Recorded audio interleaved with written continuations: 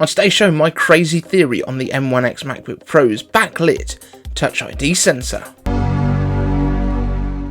I'm iCaveDave and I simplify Apple so that everything just works for you. And if you want the latest Apple news, leaks and rumours every weekday at 12 UTC, like the video, subscribe to the channel and ring my bell. Aha, am I right, Peter? So before we get on to the Touch ID backlit sensor, let's talk about some other stuff that's in the news, and I promise we'll come to it. Don't worry, I won't forget. First up, Apple's Back to School promotion has rolled out to more countries. It's now available in most of Europe, Middle East and Asia, as well as the countries it's already launched in this year, the USA, Canada and Australia and New Zealand.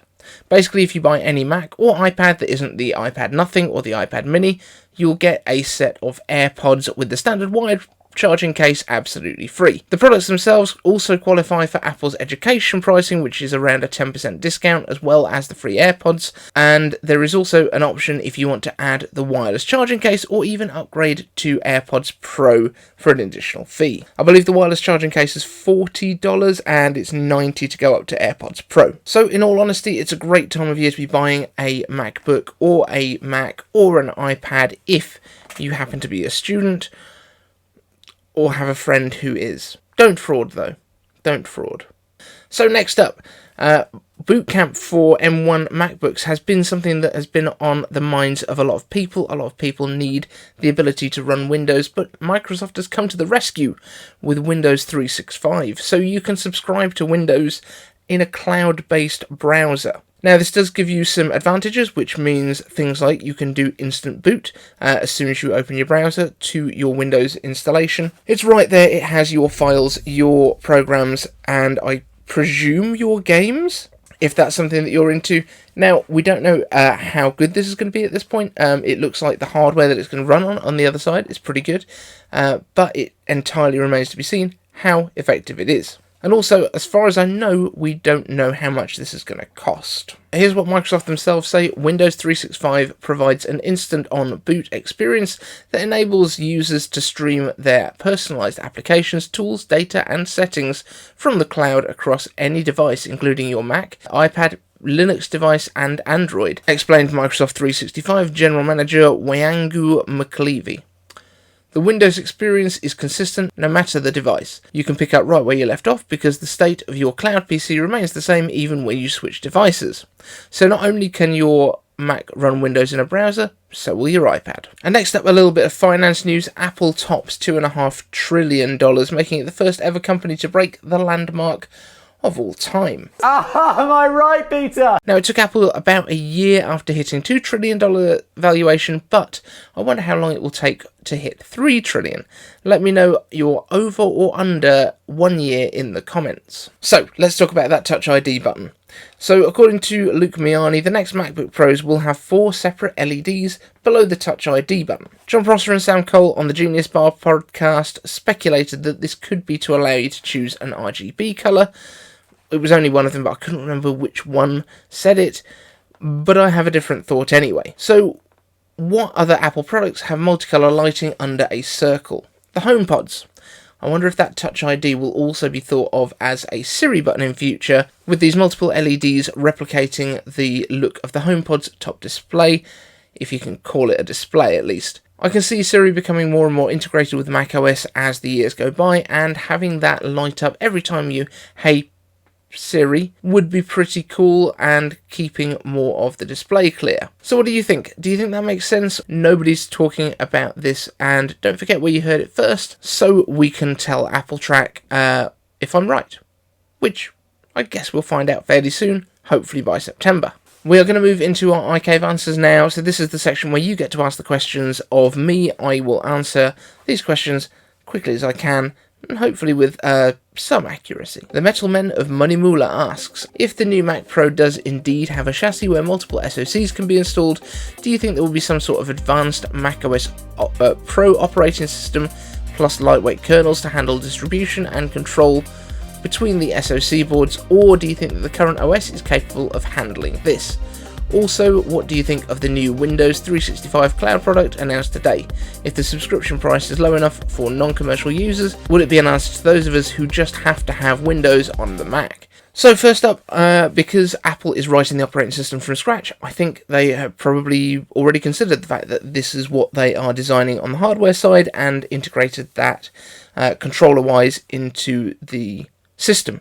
However, there may well be additional chips of some sort that sits there to control all the other cores.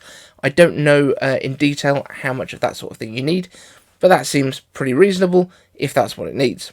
When it comes to Windows 365 Cloud, we have just been talking about that. We don't know the pricing yet. I don't feel like it's going to be insanely expensive because I think the idea is that people can use it on the go. If they're talking about using it on an iPad or on an Android phone, that seems pretty consumer facing to me. Next up, Michael Wright asks, IK Answers, I've got an Apple TV 4K 2020 model, and I've recently added an Apple HomePod speaker, starting to tinker with HomePod, and a couple of lamps in my bedroom, working nicely. Was wondering what's your best advice on a wireless game controller that works on Apple TV 4K? So personally, I've only tested one, which is the Xbox, I think it's the Xbox Elite, maybe? I'm not 100% sure, but basically all the Xbox ones will work. Only problem I found with my one is that one of the joysticks doesn't appear to be attached properly anymore, so it just kind of flaps about.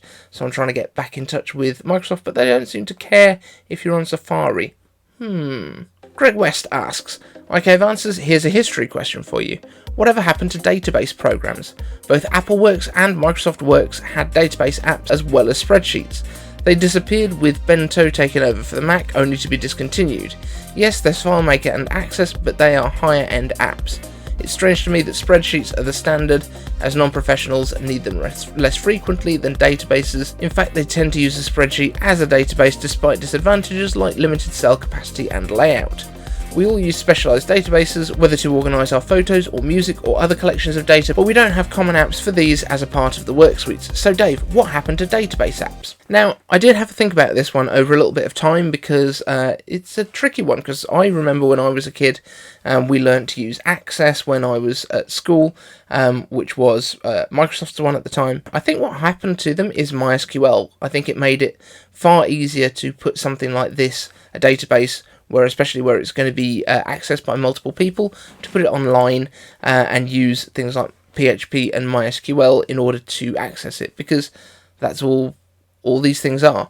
It's really interesting to think of the Photos apps and stuff as being a database, but they absolutely are.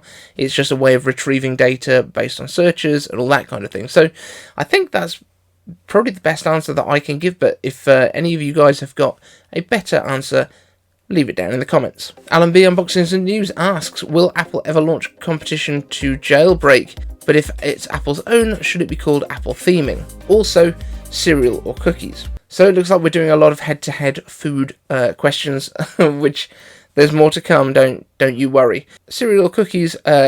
Cookies all day long, every day. And should it be called Apple theming? So this is basically if Apple was to create their own kind of custom look system for the iPhones and for the iPads, because they've obviously allowed people to use different icons in the past year using shortcuts. So I think, if anything, it would be called iPhone Style or something like that. Styles might be the name of the app. I think that would be quite cool. But let me know again down in the comments what you think we should be calling it. Bibasic7 asks, pizza or M1X MacBook Pro? I thought we'd covered this. If pizza is an option, pizza wins. It's pizza. Jonathan Martin, pizza or the Apple ecosystem? Pizza. Pizza's really good. Brandon L asks, Chinese food or Mexican food? This might be the hardest question I've ever been asked, and in this case I'm going to go with Mexican food. I really like Chinese food, but Mexican, I am an absolute hot chili stan. So I love me some hot chili sauce, I love me some spicy food, and Chinese food doesn't tend to get as spicy as Mexican, so I'm going Mexican. The Duke of Kidderminster asks, IK Answers, would you rather have an extra arm or a magnetic head? These questions are getting weird, but I would say probably the arm, because the head, yeah, it could be handy for not losing screws and stuff, but I feel like if you had a spare arm, you could just hold a magnet. Best of both worlds. Oval Keyboard asks, IK Answers, when is M1X Mac Mini coming out? Okay, for this one, The M1X Mac Mini is one of the products that is less sure. We have seen some leaked models through Mr. Prosser. John Prosser got his hands on photos, I think at least, of the real deal, and then got some renders made to protect the source, which is, he's just kind of a good guy when it comes to that sort of thing. But when will we see it? I would love to say that we will see it at the same time as we see the M1X MacBook Pros, but there seems to be very few rumours about that. But that being said, there was also very few rumours about the Mac Mini at all when M1 arrived. Basically nobody apart from me had spoken about it, so maybe September?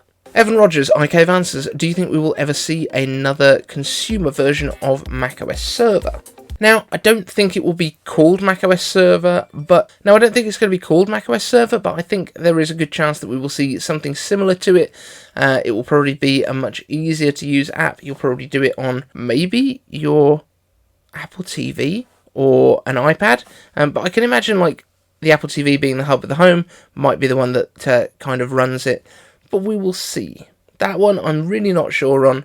It would be nice to be able to kind of set up a Mac Mini as a little file server or something like that. I think that would be quite cool. Also, Evan Rogers asks, Valve just announced their handheld console, the Steam Deck, starting at $400 and shipping in December.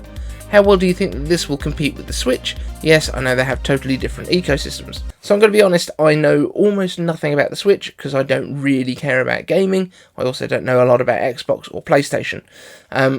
But I know that the Switch is a gaming thing and it is a bit more mobile.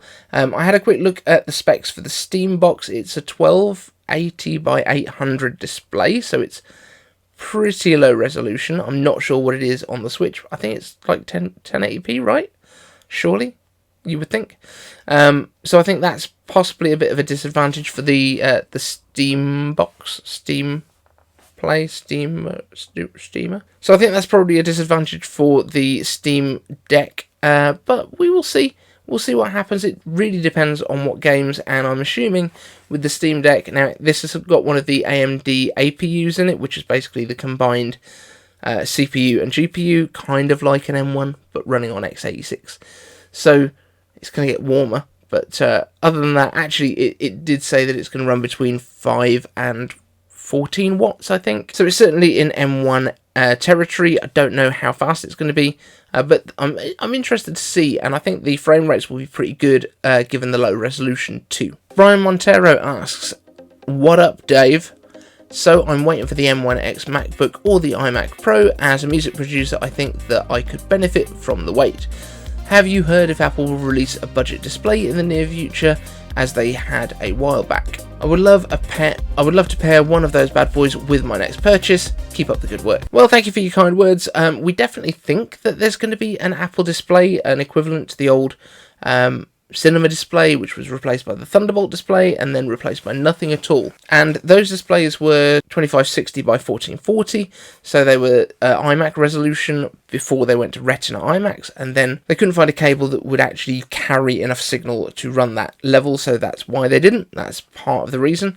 But I do think that we could be getting towards 5K displays now, because we know that USB/Thunderbolt ports that we have on pretty much everything, and that should easily be able to drive it. I believe it takes about 13 gigabits of data to drive that at full 6K resolution, and the port can carry about 40, so plenty of headroom. But yeah, I would love to see a display come back at around about $1,000. I think they'd need to do something interesting with it to justify $1,000, because displays are pretty cheap comparatively. They're not $6,000 territory like the Pro Display XDR, but even $1,000 is quite steep for a display, depending obviously on the size and the quality and that sort of thing. But for comparison, £250 for the bottom display here, which is a 4K JVC Smart TV.